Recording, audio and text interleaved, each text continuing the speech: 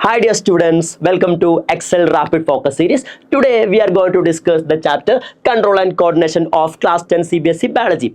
I am Nipun. Today we are going to discuss 20 most repeated important questions of the chapter Control and Coordination. So let's not waste any time. See the first question. What is the function of receptors in our body? Think of a situation where receptors are not working properly. What problems are likely to arise? Let's see the first part of this question. What is the function of the receptors in our body? You know receptors. Receptors are present in different parts of our body. Okay, receptors are present in different parts of our body. Correct. Okay, can you name some of the receptors? Come on. First one is photoreceptor. Okay, photoreceptor. Another receptor is phonoreceptor. Okay, another receptor is thermoreceptor. Another receptor is olfactory receptors. Okay, do you know any other receptor? Yeah, gustatory receptor. Gustatory receptor. Okay, these receptors are present in different parts of our body. Listen, see, the photoreceptor can receive a stimulus called light. Okay, photoreceptor receives light, and the photoreceptors are present in our eyes. Okay, photoreceptors are present in our eyes. Okay, phonoreceptors can receive voice. Phonoreceptors are present in our ears. Okay, and thermoreceptors. What is temperature? Okay, thermoreceptors can detect temperature, and these are present on our skin. Okay, olfactory receptors are the smell receptors. Olfactory receptors are present in our nose. Next one, gustatory receptors. Gustatory receptors are present in our tongue. Tongue helps to detect taste. Okay, so these are the receptors allows us to respond to the stimuli. Okay, which are the stimuli? Stimuli can be any change in the environment that evoke a response. Okay, sound is a stimuli, light is a stimuli, anything, temperature is a stimuli. Okay, so receptors, what is the function of receptors? Receptors receives the stimuli and send the signal to central nervous system in the form of impulses. Got it? Okay, I'll write here the function of receptors. See, can I erase this? Okay, took a screenshot if needed. Come on, listen. Receptors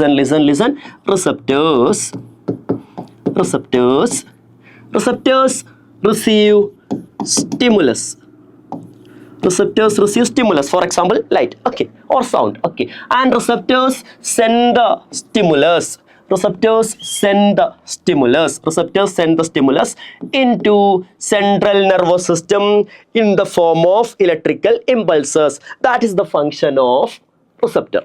Got it? They receive stimulus and send the signals into central nervous system in the form of electric impulses. So we have got the answer for the first portion of the question. Okay, let's continue. Think of any situation where receptors do not work properly. What happens if receptors are not working properly? See, that will be very harmful to our body. See, for example, you know that when you touch on a hot object, you will withdraw your hand. How? You know that because of reflex action. And if reflex is not working, otherwise, if our thermoreceptors are not working when you touch on a hot object, what will happen? You will not sense the heat. Okay, then you will not withdraw your hand. That will lead to the burning of this area, your hand, your skin. Understood? So if receptors are not working properly, that will cause harm to your body in case of dangerous condition. Okay, so what is the effect? What problems arise? Come on. Cause harm to body. This cause harm to body. In case of dangerous condition. Why? Because you cannot detect any stimuli. Got it? Okay, so we have finished the answer for this question. Second one, reflex arcs continues to be more efficient for quick responses. Justify the statement. You know what is reflex action? You know the example. What example comes to your mind? Come on. When you touch on a hot object, you will withdraw your hand. Okay, that is a reflex Okay, the sudden response to a quick stimulus is called reflex. The sudden response to a quick stimulus is called response. Okay, I'll give you the reflex arc. What is reflex arc? Reflex arc is the pathway of impulse in reflex action. Listen, see, a stimulus comes. A stimulus comes. Example for stimulus is heat. When you touch on a hot object, okay, stimulus is received by receptor. Stimulus is received by receptor, okay, and the receptor sends the signal to spinal cord or brain. In case of reflex action, spinal cord is involved. Correct. Spinal cord is involved. Okay, see, which nerves send electrical impulses from receptor to spinal cord? What's your answer? Yeah, come on. What's your answer for that? Come on. From receptor to spinal cord, the nerves are sensory nerves. Sensory nerves send signal from receptor to spinal cord. Okay, and inside the spinal cord there is another kind of nerve called relay neurons or interneurons. Relay neurons or interneurons. The relay neurons will take the impulse from sensory nerves and hand over that impulse to motor nerves. Okay, from here onwards the nerves are carried by motor nerves. Okay, motor nerves carry that impulse to effector organ. Okay, effector organ. For example, muscle is an effector organ. Muscle. Okay, to the effector organ, impulses are carried by motor neurons. Motor nerves or motor neurons. Okay, effector is our muscle. See, the reply impulse came to our muscle and the muscle will be contracted. Then we will withdraw our hand. Got it? So effector, due to the action of effector, what happened? The response occurred. Okay, example, what's the response? Withdrawn our hand.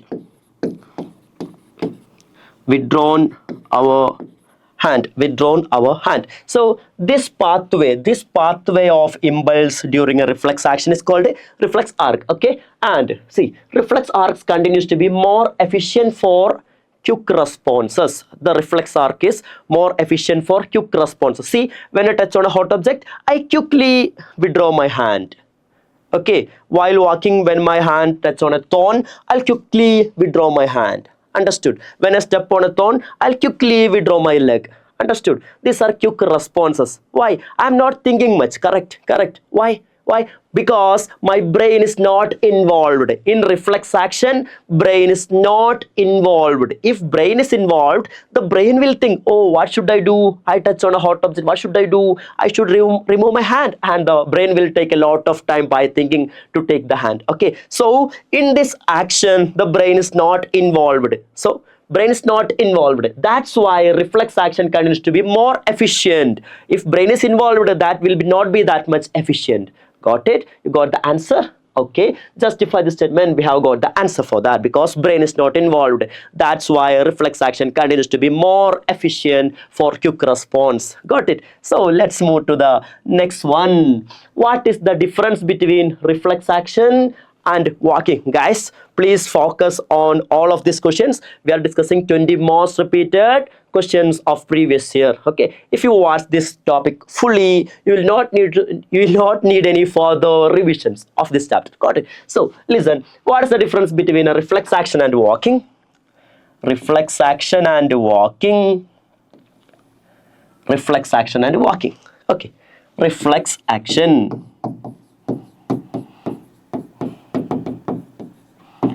and walking.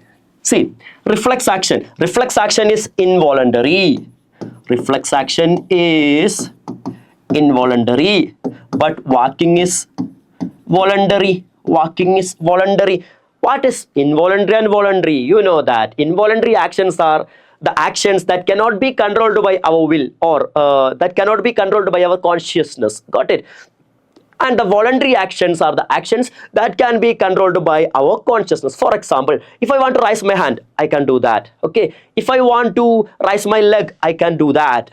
Got it? These are voluntary actions. But if I want to stop my heartbeat, that is not possible. If I want to increase my peristalsis, that is not possible. If I want to increase my the wall movement of my stomach, that is not possible, because those are involuntary. Got it? So involuntary actions that cannot be controlled by our consciousness. Got it?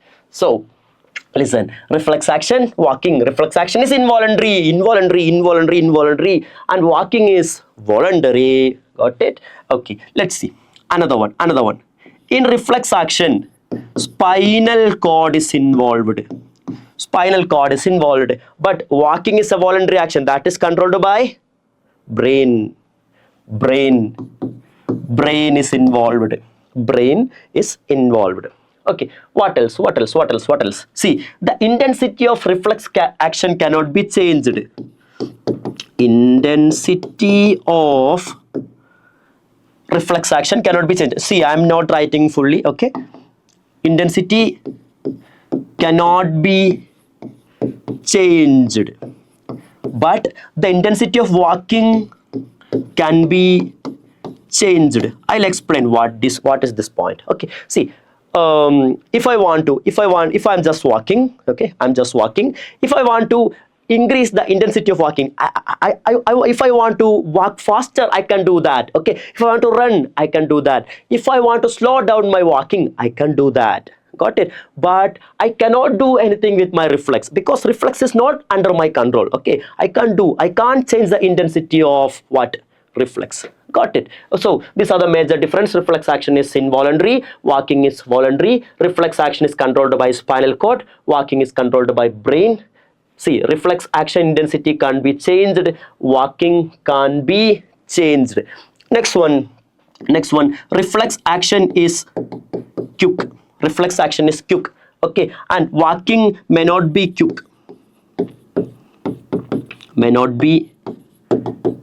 Okay, these are the major difference between reflex action and walking. Got it? Click a screenshot if needed. Okay, yeah. So next one, how is the mode of action in beating the heart different from reflex action? Same question but with a twist. Repeated in 2023. Not repeated, it first asked in 2023. Usually it asks like, see, listen, the question, difference between reflex action and walking, repeated in 2015 and 2018, but it was a fresh question. Nobody expected this. Okay, see, listen, the difference between heartbeat and reflex. Okay, let's see. Heartbeat. Is heartbeat voluntary or involuntary? Of course, heartbeat is involuntary and reflex is also involuntary. So that's not a difference. We cannot write the difference like that. Okay, see, listen. See, for heartbeat, it does not require a stimulus. But in case of reflex action occurs only in case of a stimulus. Reflex action requires a stimulus to start. Okay, requires a stimulus. But heartbeat does not require a stimulus. Okay, and reflex action is quick. Okay, but heartbeat may be quick or slow.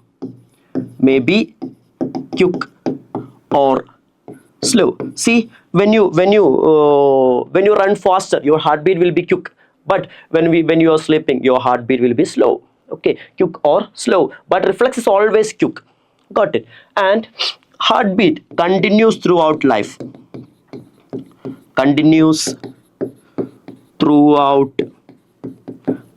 Okay, the heartbeat will be there till our death. When heartbeat stops, we will die. Okay, but in case of reflex action is just for an instant. Okay, it is for a short time. For a short time. For a short time. And if wanted more, heartbeat is controlled by brain. Heartbeat is controlled by brain. Okay, and reflex action is controlled by spinal cord. Reflex action is controlled by spinal cord. These are the difference between heartbeat and reflex action. Okay, and take a screenshot if needed. Okay, yeah. So next one, explain the pathway of a nerve impulse through a neuron with a diagram. What an easy question. See, it asked in 2010, 2016, 2021 also. Most repeated. I said most repeated. Okay, see. Explain the pathway of nerve impulse through a neuron with a diagram. So, with the diagram, we must draw a neuron first.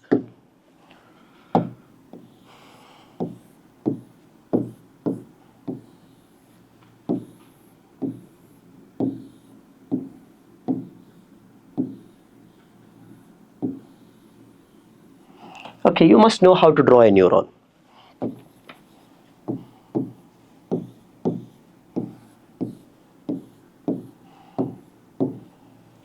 Listen, this is the most important part of a neuron. This part is called cell body. Cell body, or you can call this cyton. Okay, the branches of cell body are called, what are those? What are these? Dendrites. Okay, and the long tube of neuron, that is called axon. Okay, and this portion axoterminal, or otherwise you can call this nerve ending. Nerve ending. These are the parts of a neuron. Okay, now let's see pathway of nerve impulse through a neuron. I'll tell you pathway of nerve impulse through a neuron. Look at this. See, the nerve impulse or the electrical signals are received by the dendrite. From the dendrite, the impulse comes to cell body. Okay, cell body transfer the nerve impulse to axon. Okay, from the axon, the nerve impulse reach the nerve ending. Okay, from the nerve ending, the nerve impulse will be transported to the next neuron. Okay, you know that neurons are arranged one after the other like this. One neuron, okay, and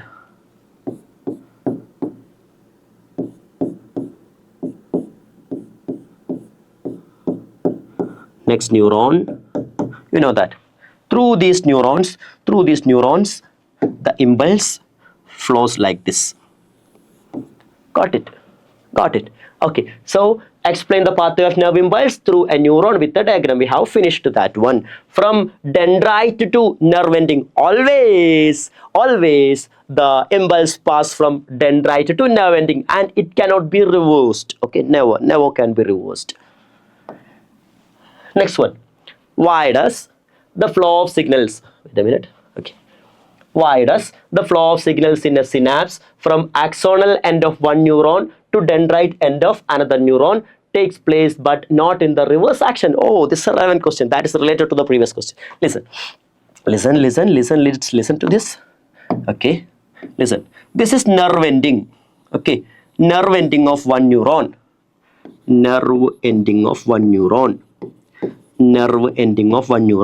Okay, now comes the dendrite of next neuron. This is the dendrite of next neuron. Okay, dendrite of next neuron. Okay, and there is a gap in between these two. Okay, between this nerve ending and the next dendrite, there is a gap. That gap is called synaptic cleft. Okay, and this part is called presynaptic membrane, and this part is called postsynaptic membrane. Okay, this presynaptic membrane, postsynaptic membrane along with the synaptic cleft is called synapse. What is synapse? What is synapse? The junction between two neurons is called a synapse. Okay, the junction between two neurons is called a synapse. Okay, now listen. Why does the flow of signals in synapse? What is synapse? You know what is synapse? What is synapse? The junction between two neurons is called synapse. Okay, and from axonal end of one neuron to dendrite end of another neuron, axonal end of one neuron to the dendrite end of another neuron takes place, but not the reverse. See, listen, hormones flow only in this direction. Sorry, what did I say? Hormones, not hormones. Okay, see, nerve impulse flow only in this direction. Nerve impulse cannot come back. Now I am going to tell you why. Listen, here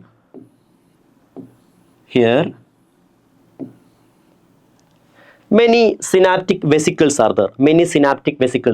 Okay, inside the synaptic vesicles there will be some chemicals. The chemicals are called neurotransmitters.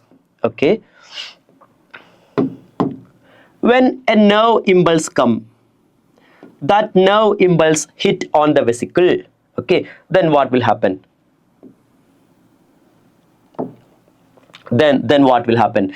The synaptic vesicle will move to the membrane of the nerve ending. Okay, the synaptic vesicle move to the membrane of nerve ending, and here the synaptic vesicle opens and releases neurotransmitters into this synaptic cleft. Okay, and there will be receptors. These are receptors. Okay, there will be receptors present on the dendrite of the next neuron. Okay, these neurotransmitters, what are these chemicals? These are called neurotransmitters. If you want an example for neurotransmitter, take acetylcholine. Okay, listen, see, these neurotransmitters bind with receptor. Got it? Neurotransmitter bind with receptor, and from there onwards the receptor will initiate the next electrical signal. Okay, once again, listen, from axon to the nerve ending, the synapse comes in the form of, sorry, not synapse, impulse comes in the form of what? Impulse comes in the form of electrical signal. Okay, and in here the impulse is in the form of chemical signal, and from the next neuron again in the form of electrical signals. Got it?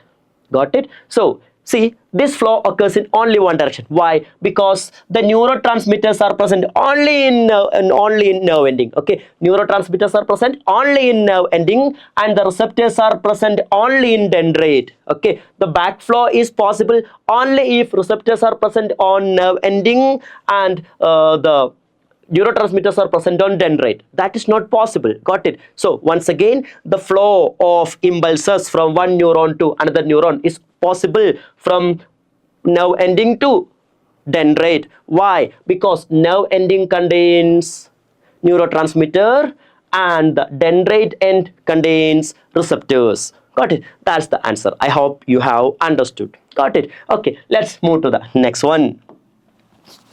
What is the difference between voluntary? What a question is this? Because you already know what is this. Okay, what is the difference between voluntary and involuntary action? See, it's asked 2013, 2018, 2020. Okay, listen, voluntary. What is the voluntary action? Voluntary actions are the actions that can be controlled by our consciousness or our will. Okay, involuntary actions are the actions that cannot be controlled by our will. Like heartbeat is involuntary, peristalsis is involuntary, the grinding movement of stomach wall is involuntary, walking, raising hand, these are voluntary. Okay, next one. Name the two main constituents of the central nervous system in human beings. Okay, name the two main constituents of the central nervous system in human beings. Okay, let's take central nervous system. central nervous system. Central nervous system has two components. Which are the two components of central nervous system? First one is brain, second one is spinal cord. Brain and spinal cord.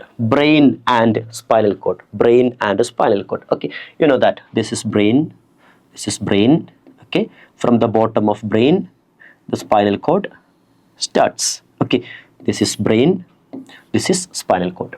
Okay, name the two main constants of the central nervous system in human beings, you know that. And what is the need for a system of control and coordination in human beings? Oh, what a question. Okay, what is the need for a system of control and coordination in human beings? I hope you know how to answer this, even though I'll tell you. See, if there is no nervous system, or if there is no system of control and coordination, what is the system of control and coordination? The system of control and coordination is nervous system. And if you don't have the nervous system, what will you do? Come on, what happens to you if you don't have nervous system? Okay, listen. See, nervous system allows us to respond to external stimuli. Got it? See, when I touch on a hot object, I can withdraw my hand. Okay, when a train is coming towards me, I can jump. Got it? Okay, so the control and coordination or the nervous system helps me to survive in different conditions of life. Okay, in different emergency condition. Okay, so the system for control and coordination is very essential. Okay, if there is no system for control and coordination, I cannot respond to external stimuli. That will be very difficult for me to survive in difficult conditions. Got it? So the next question, write an easy question. Write the main functions of the following: sensory neuron, cranium, vertebral column, motor neuron. Okay, sensory neuron. What is the function of sensory neuron? Sensory neuron. Okay, here motor neuron is also there. Motor neuron. Sensory neuron, motor neuron. Come on, tell me, you already know because we have studied this in case of reflex R, correct? Okay, listen. Sensory neuron send signals. Sensory neuron sends signal from sense organ to sensory neurons sends signal from sense organ to central nervous system. Okay, and motor neuron sends signal from central nervous system to effector organ, and that evokes response.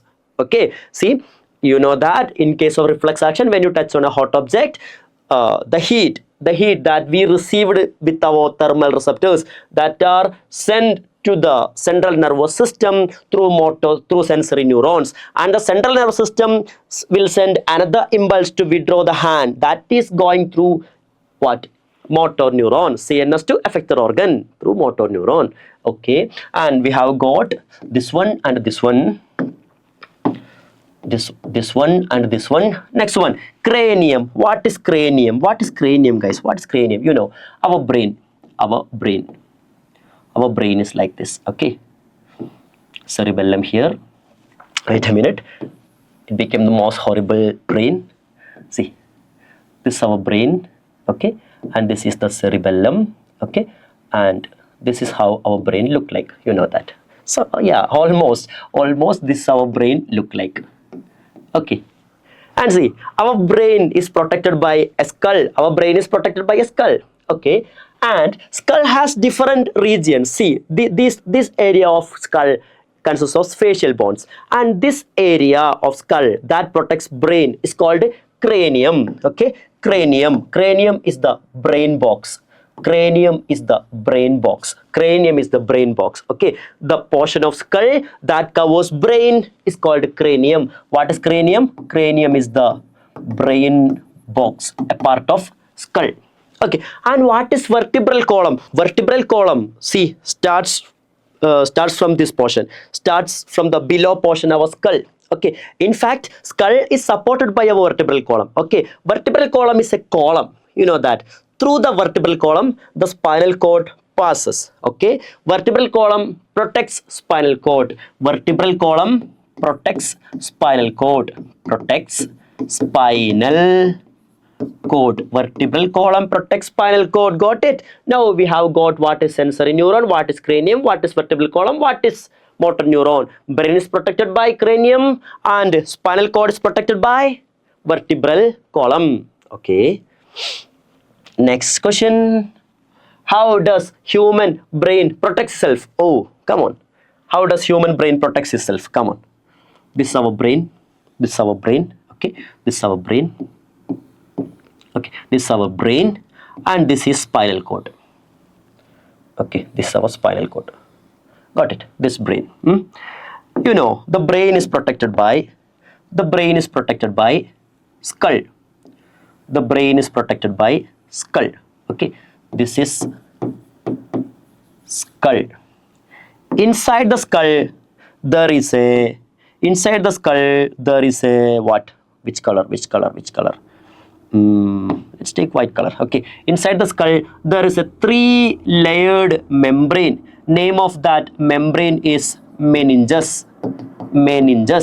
Okay, so our skull is protected by skull and meninges. Okay, skull is very hard and meninges is a fluid filled 3-layered membrane, that is meninges. Got it? So brain is protected by skull and meninges. Got it? Okay.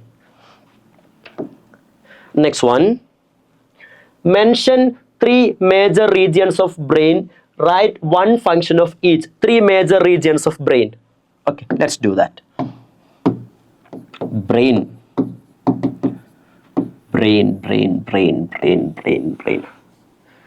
major regions of brain. Which are the 3 major regions of brain? You know that. First one is forebrain. Okay. Second one is midbrain.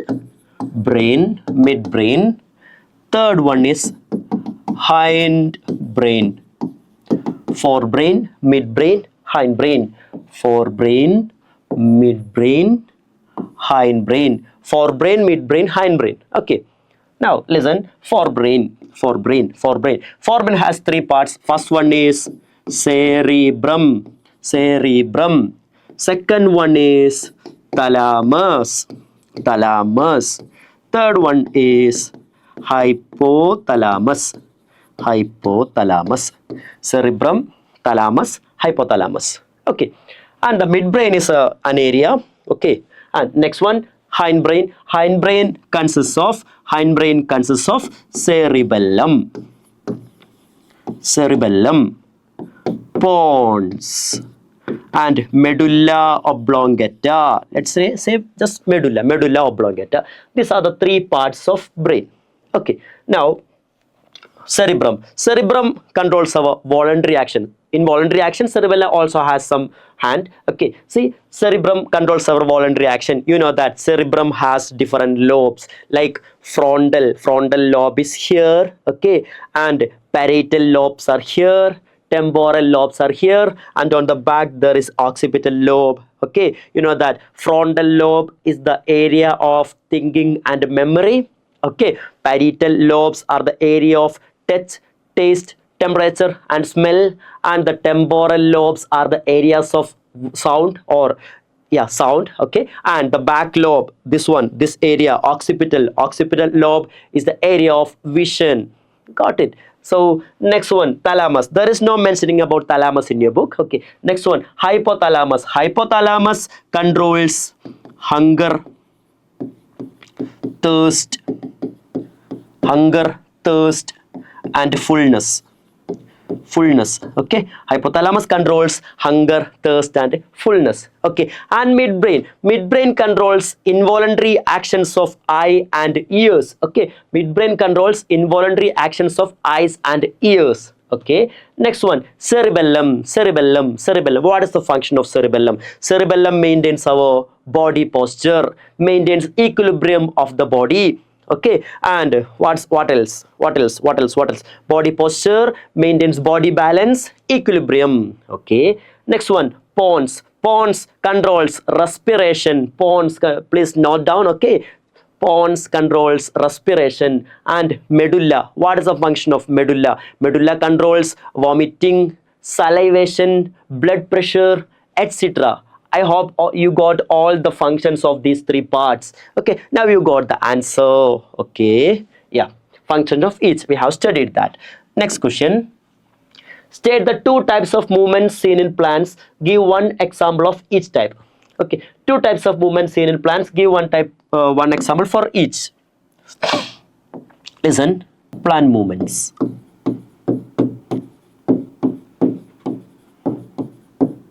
Plant movements. Which are the two types of plant movements? Come on. Yeah, I heard you. That was correct.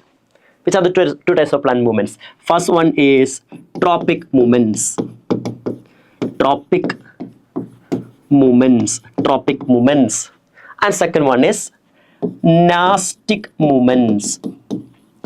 Tropic movements and nastic movements. Tropic movements and nastic movements. These are the two types of movements in plant. Okay, so you know what is the difference between tropic movement and nastic movement? Tropic movements are the growth dependent movement and nastic movements are the growth independent movement. What does that mean? Come on, see, tropic movement, see the growth of shoot, the growth of shoot towards sun. Okay, the growth of shoot towards sun, or the growth of root towards water. Those kind of movements are tropic movements. Those are growth dependent movement.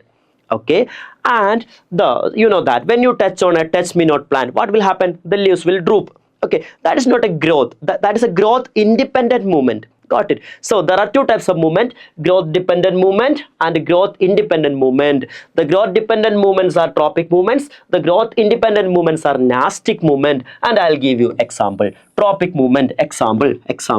Phototropism. Phototropism. What is phototropism? The movement of shoot of a plant towards sun. Okay. And next one, geotropism. Geotropism. What is geotropism? The movement of root towards gravity. Geotropism. And next tropism, hydrotropism. Hydrotropism. What is hydrotropism? The movement of root towards water. Okay, and what is stigmatropism? The movement of tendril towards support, towards touch, that is stigmatropism. And what is chemotropism? Chemotropism, the movement or growth of pollen tube towards the ovule by sensing a chemical, that is chemotropism. Okay, so movement by responding to light is phototropism. Movement or growth by responding to gravity is geotropism. Okay, movement by responding to water, growth of root towards water, that is hydrotropism.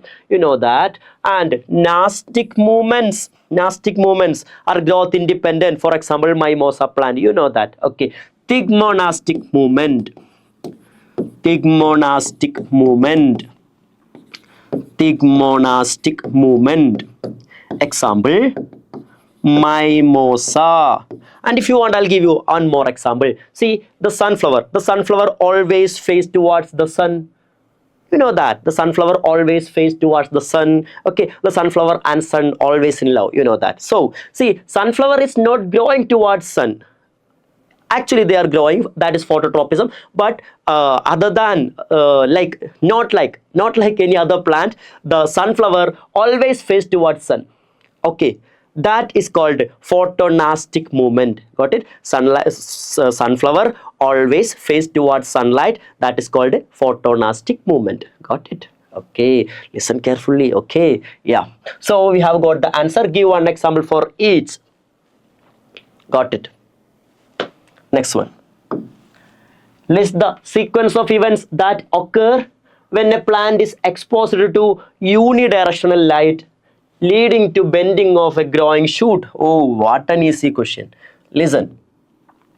This is a shoot. Shoot apex. Here there is sun. Here there is sun. You know that. Auxin. Auxin is a plant hormone that are synthesized in the apex of plant. Okay. Auxin is the hormone that helps in cell elongation that are synthesized in shoot apex. Okay, when sunlight hits from one direction, what will happen? The auxin will be moved to the opposite end of sunlight illumination, okay, or into the shaded region.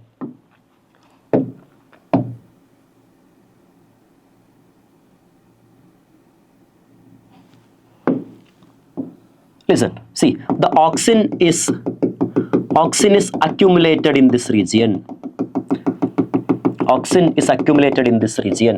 Okay, now what will happen? I've told you already, auxin is the hormone that responsible for cell elongation. Now the cells of this direction, now the cells of this side will start to elongate. Okay, at the same time the cells of this side is not elongating. Okay, that cause growth. See, growth occurs only in this direction, not here. That cause the bending of the stem towards the opposite direction. Got it? Once again, when sunlight hits, the auxin will be accumulated on the opposite side of light illumination, and the cell elongation occurs only in that region. That leads to bending towards the opposite side. That is the mechanism behind phototropism. Got it? Okay, the sequence of events: light hits, the auxin moves to the opposite direction. There occurs cell elongation only in that region. That leads to bending towards the light. Got it? Okay. Next one. What are the plant hormones? Name the plant hormones responsible for the following: growth of stem. Come on. Okay, growth of stem. Before that, I'm going to explain all the hormones. Okay, see, which are the plant hormones? Plant hormones.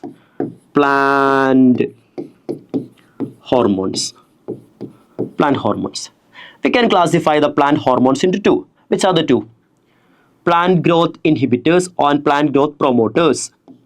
Plant growth promoters are there, and plant growth inhibitors are there.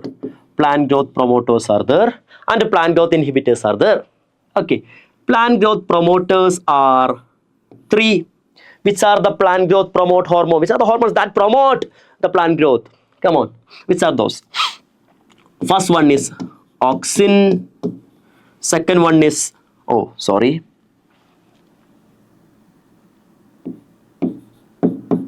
first one is auxin. Second one is cytokinin. Third one is gibberellin. Okay, and the inhibitors are ethylene and abscisic acid. Okay, auxin, cytokinin, gibberellin, ethylene and abscisic acid, and among these three are promoters, these two are inhibitors. Okay, now let's see the functions of each. Okay, let's say the function of each. Auxin helps in cell elongation. I'll write with white color. Okay, auxin helps in cell elongation. Okay, cytokinin helps in cell division. Gibberellin helps in elongation of stem.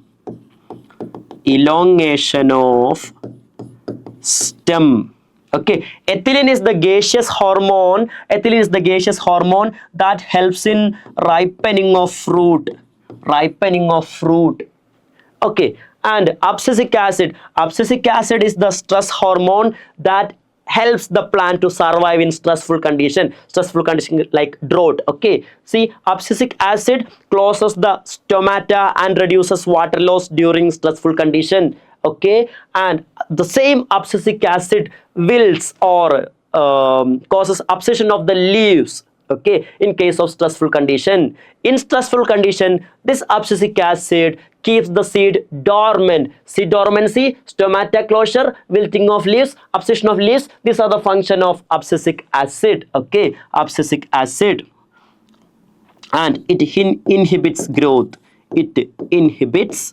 growth. It inhibits growth. Now let's take growth of stem by gibberellin. Promotion of cell division by cytokinin.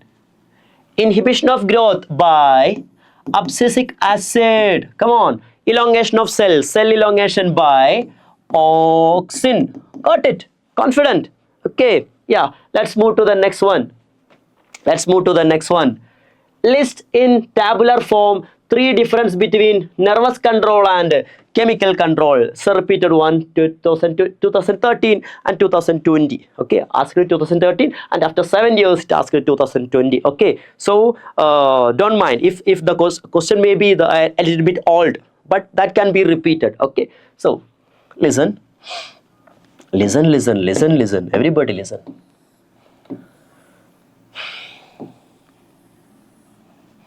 Come on, guys. It's in tabular form. Only 3 difference are needed. Okay. Nervous system and between nervous control and chemical control.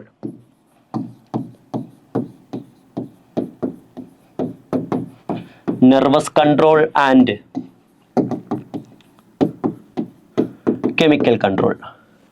Okay. The nervous control involves CNS and PNS. Okay, CNS and PNS and electrical signals or impulses or nerve signals.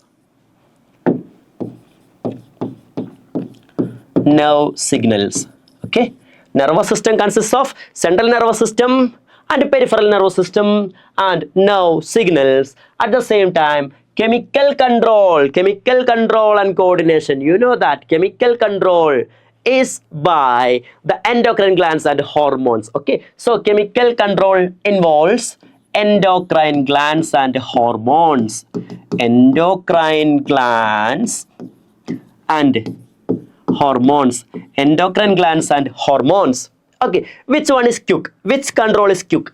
Nervous control or chemical control? Which one is quick? Come on, you know that. Nervous control is quick. Okay, and chemical control is very slow. 2 difference. Okay, next difference. What's the next difference? Come on, see, nervous control, nerve impulse flow through neurons. Nerve impulse flows through neurons. Okay, hormones are transported through blood. As per the question, we have got 3 difference between nervous control and chemical control. And if you want more, I'll give you. For example, see, chemical control or hormones are more specific. Okay, each hormone has its own target organ. Hormones are more specific, but the nervous control or the neural signals are less specific. Same kind of neural signals are sending to different parts of our body. Got it? So neural control is, or the neural signals are less specific and hormones are more specific. Okay, so let's move to the next one. Name any 3 endocrine glands in human body and briefly write the function of each of them. How many endocrine glands are there in our body? Yes, that's correct. 9 endocrine glands. Okay, let's start from the head itself. Okay, first one. Hypothalamus.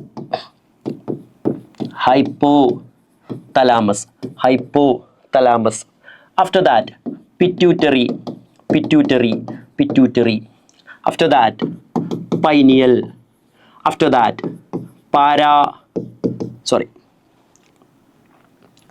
after that, thyroid gland, parathyroid gland, thymus gland, after thymus, pancreas,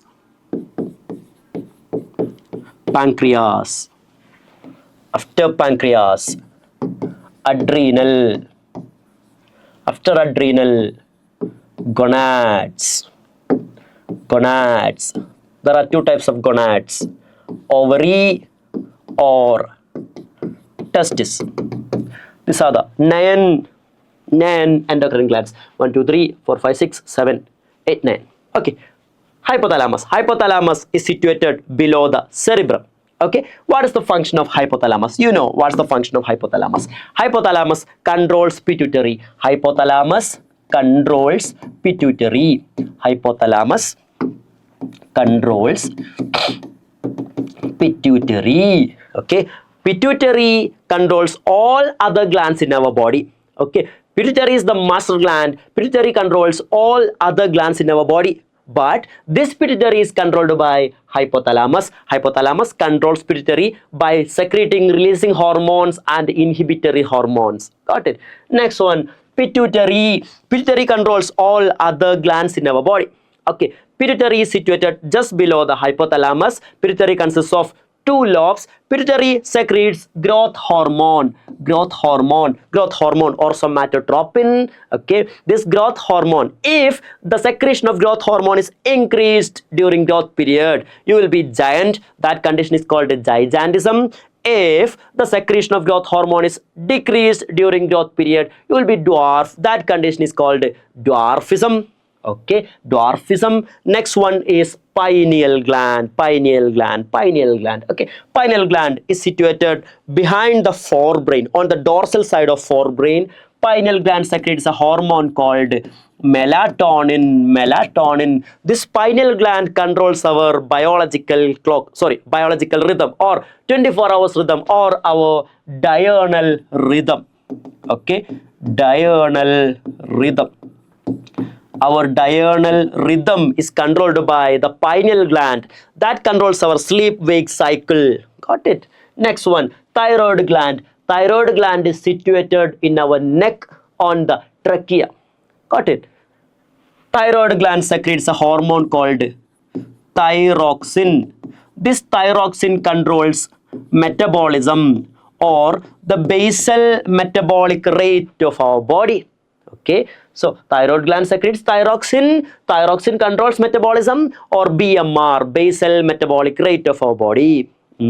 Now listen, this, for the production of this thyroxine, iodine is essential. Okay, iodine is required for the production of thyroxine.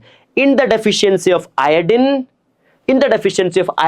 there will be decreased production of thyroxine. The decreased production of thyroxine is called hypothyroidism, and that is characterized by enlargement of thyroid gland. That condition is called goiter.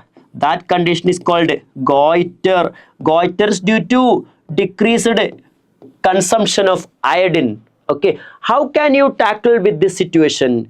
Please consume more iodine, or please consume iodized salt. Please add iodized salt today itself in your diet.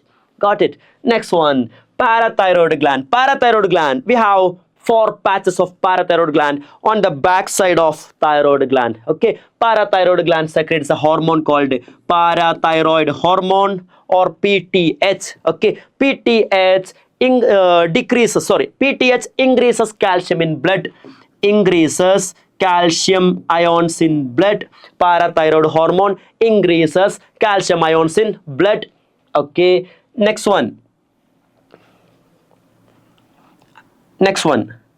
thymus gland. Okay, you know, I have to tell you one more thing. See, PTH increases calcium in blood, and if calcium is more in blood, that is decreased by a hormone called thyrocalcitonin. That thyrocalcitonin is secreted by thyroid gland.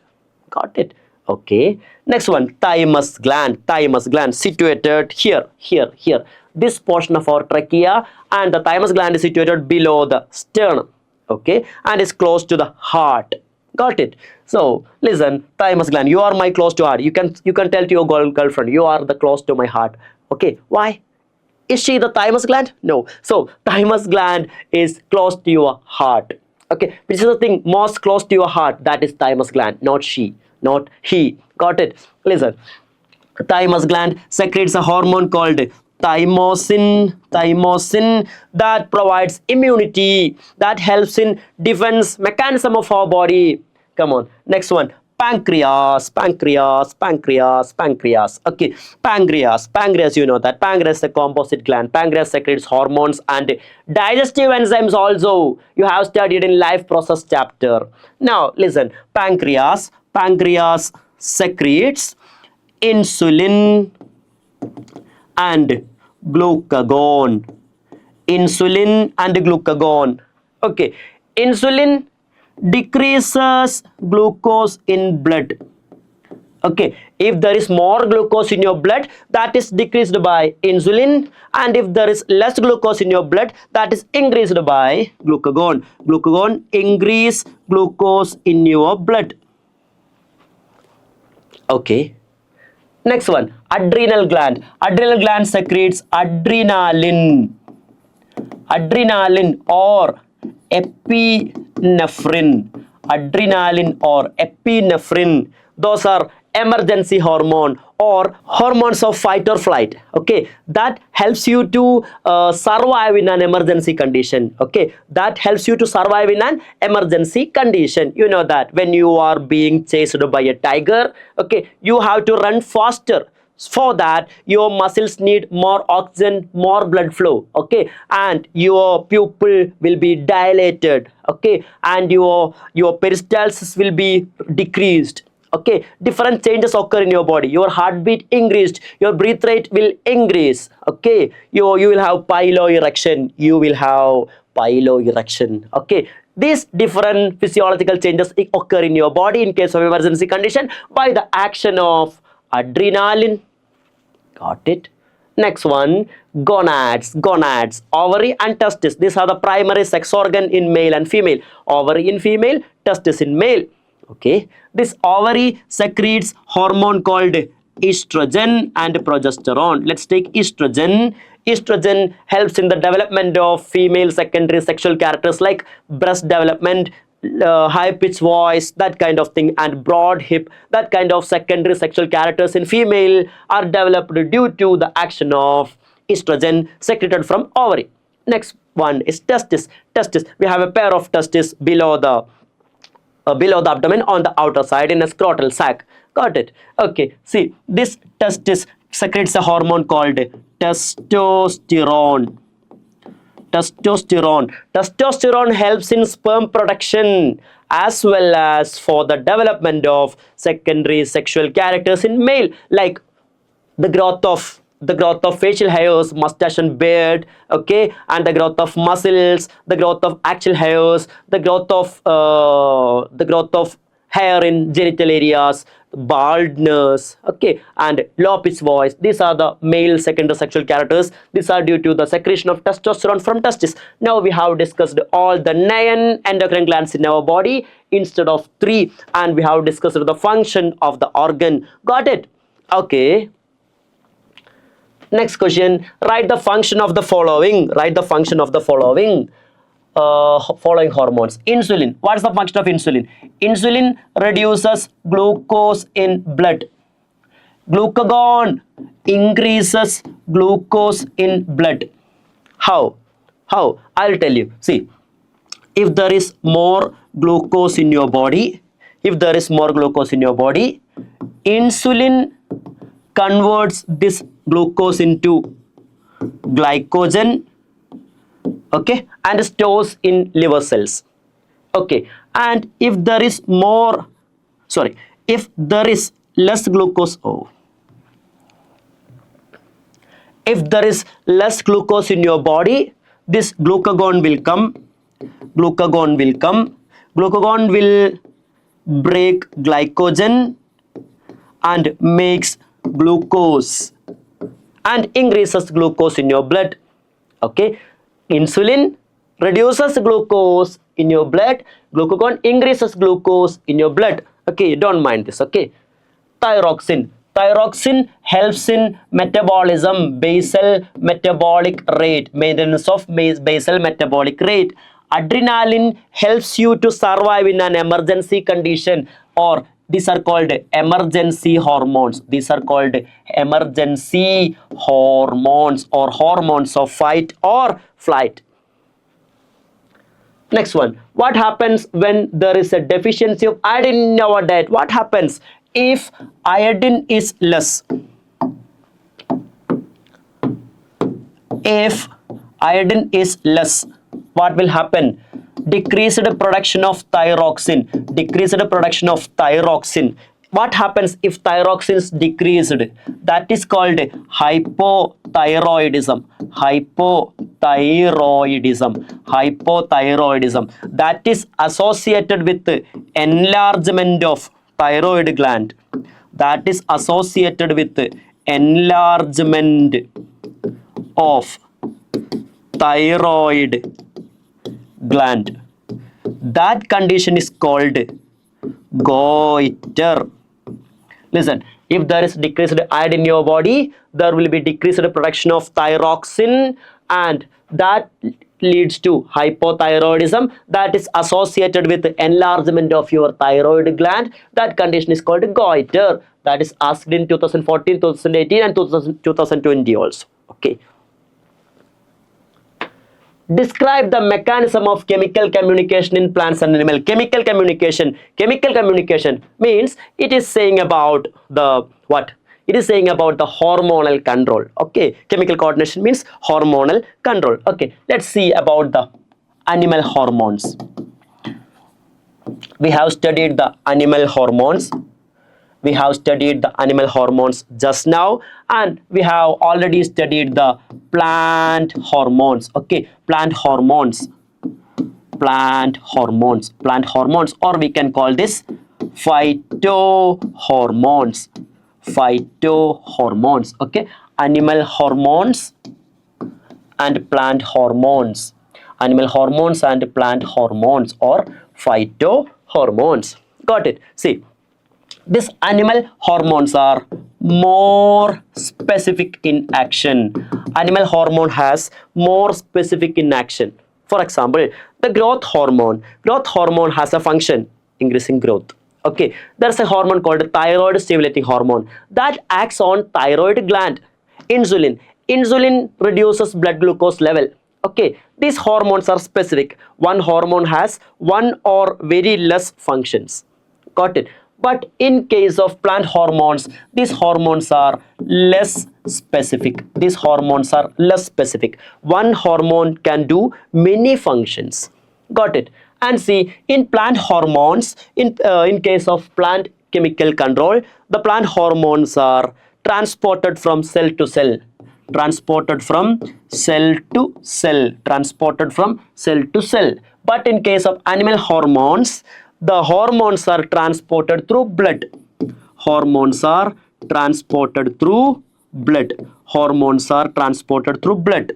Got it? These are the difference in mechanism of chemical coordination in plants and animals. Got it? Next one, describe the feedback mechanism. See, describe the feedback mechanism involved in hormonal regulation with example 2013, 2019, 2020, 2022.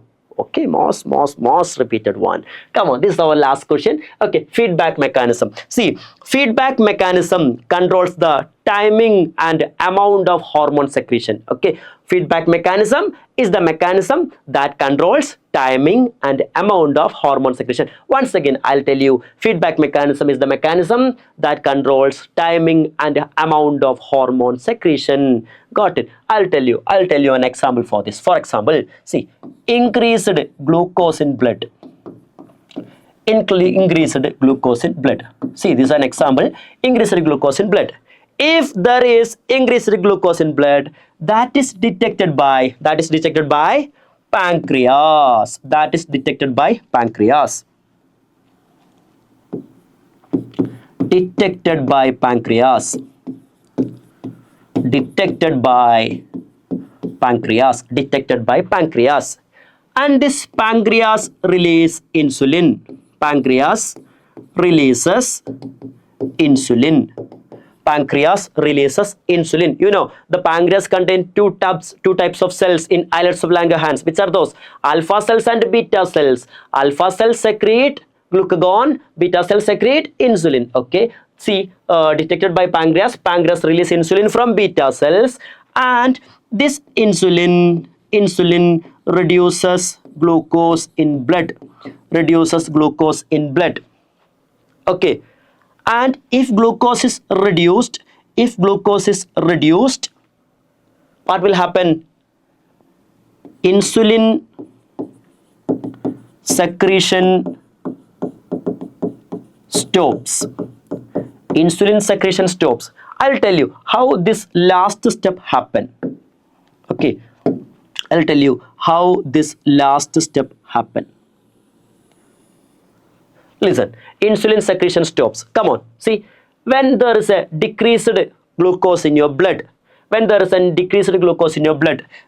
is detected by pancreas.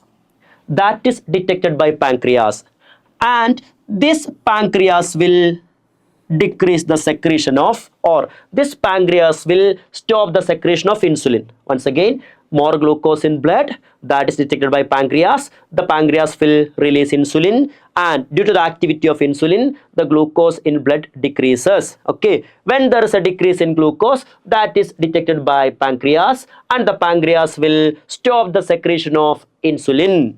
That's it. This is how the feedback mechanism works. Feedback mechanism is the mechanism that controls timing and amount of hormone secretion, and that's how hormones are precisely secreted in our body. So we have discussed all 20 most repeated previous questions of class 10 biology control coordination chapter. Okay, by doing this, you have covered all the almost 99%, or we can say 100% topics of this chapter. Okay, and all the best of your exam. And if you like this video, please do subscribe the channel and like and comment. Okay, bye.